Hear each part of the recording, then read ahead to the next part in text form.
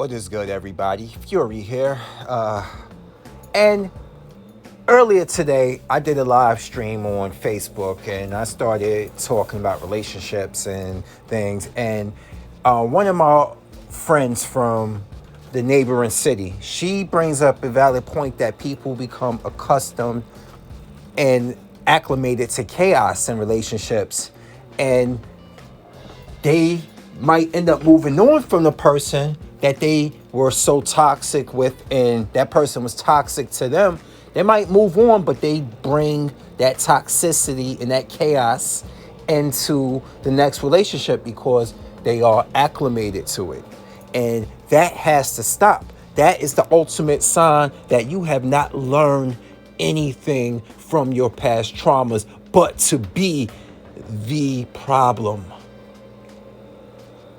That's all you've learned, how to be the problem. You probably have been like Bane in The Dark Knight Rises, which I hate that movie. But anyway, he was like, you adopted the darkness. He was like, I was born in it. And now you have adopted the darkness. You have adopted the darkness because your man or your woman that they were born in it, and now you have adopted it. And after a while, it's going to be like you have been born in it yourself. Your next relationship will be born in that darkness because you adopted it from that person that you was with for a long time that you could not quit. You're like, why can't I quit you? You on some broke back, I can't quit you. That scene, when I saw that scene in the trailer, I was cracking up, bro. I was cracking up. Did I watch that movie? Nope. But that scene was in the trailer. I was like, when I found out the context of that scene, I was dying. But anyway, back on subject here.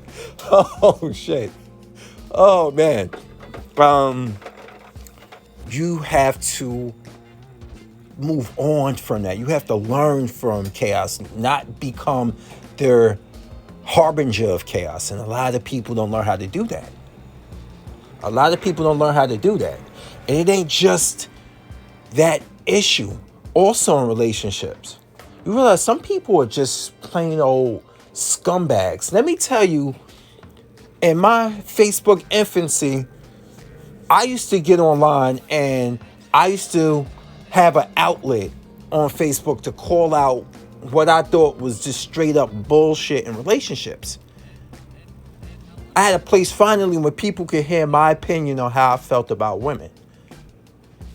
And it came from the heart. It wasn't bitterness. It was from the heart. This came from the heart. And it wasn't on some hate. I hate women. No, of course. Please. Never. But this was the rise of hearing about equality and feminism and all these things about less than a decade ago. Maybe almost a decade ago. And I was like, you know what? There's no accountability. But I didn't have no one to ricochet this off of. So when you hear this, you hear a lot of guys tuck their tail between their legs because they don't want to piss off their girlfriends. Here I am single. And I'm wearing my emotion on the sleeve. And I'm letting it be known. This shit has to stop. You can't say you're on the same level as men and women are on the same level all across the board, then turn around and act like you can't be held to the same accountability and the same standard. So early in my Facebook infancy, I used to let it out. And I used to see things that I thought were problematic and I would call it out.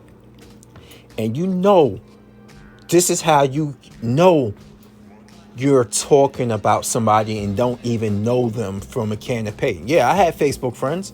Case in point, it was this woman I thought she still is. She's fucking gorgeous.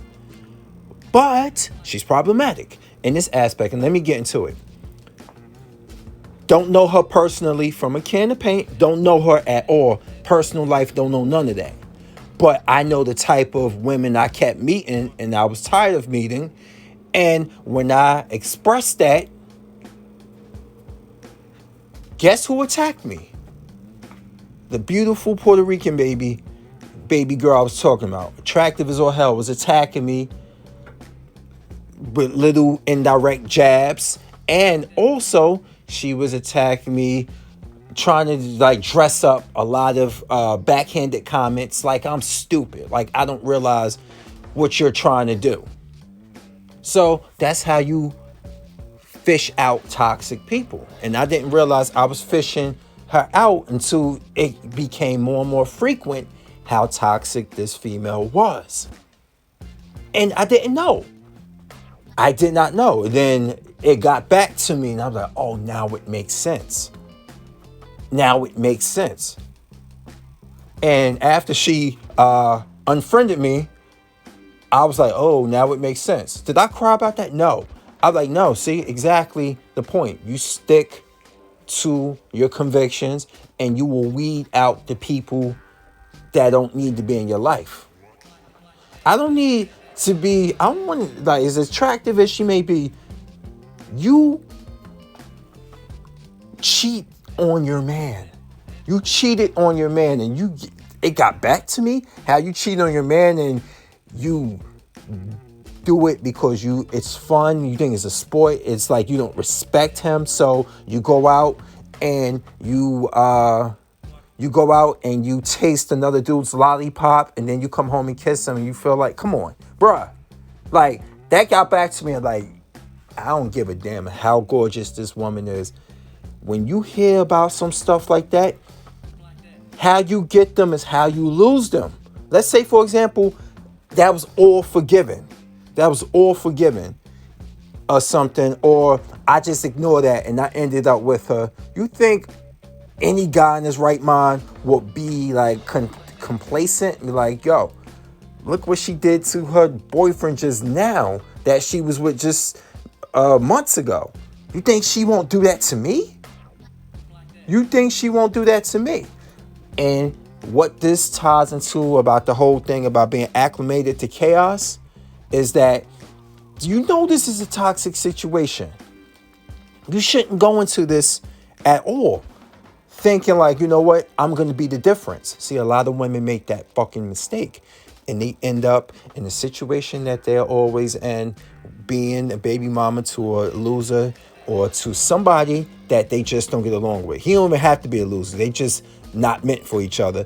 And this is how that cycle just keeps going on and on and on and on. And the chaos never ends because you got adopted to it. You adopted it from your last relationship, and now your new relationship will be born of it.